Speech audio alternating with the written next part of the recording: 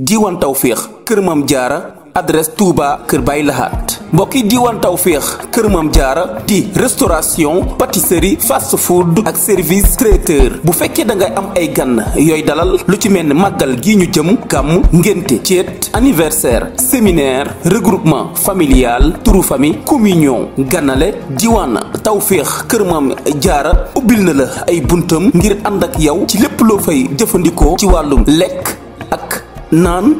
ak organisation ànd ak personnel bu am expérience ci wàllu restauration ak ci wàllum séddale ak lépp luy organisation ba sa événement daa di jaar yoon ci lekk yu sell yi ndab yu yanj yi rafet lool ànd ak qualité luxe ànd ak naanukaay yu mucc ayib yi diiwaan Tawfekh dina def pâtisserie dina def fast food ak restauration ak service traiteur une rigueur de taille est appliquée afin de respecter les 4 piliers de la sécurité alimentaire que sont l'accessibilité,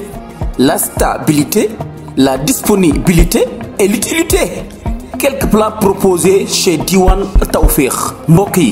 xool leen plat yu yanj yi leen diiwaan Tawfekh jagleel. Des baguettes de pain proposées pour les différents sandwichs. Les sandwichs au thon, aux œufs et crudités. Shawarma au dock, fataaya aux œufs, fromage et frites. Plateau de salé, spaghetti à la sauce bolognaise, couscous marocaine, vermicelle, c'est bon, tahine, riz au poulet, poulet grillé, plus accompagnement, poulet du pays, brochette de viande, les poissons braisés aux crudités, les beignets tressés, les pains choco, les pains raisins, les beignets sucrés, les croissants, les beignets au coco râpés, les donuts au coco, les donuts, les mini-gâteaux au chocolat, les gâteaux d'anniversaire, pizza grand modèle, les plateaux mixés, les mini pizza fataya, les mini quiches, les plateaux sucrés salés, méchoui, dibi, salade de légumes, les crudités, dressage de table ak ay sachet de cérémonie. Diiwaan Tawfekh kër Maam Jaara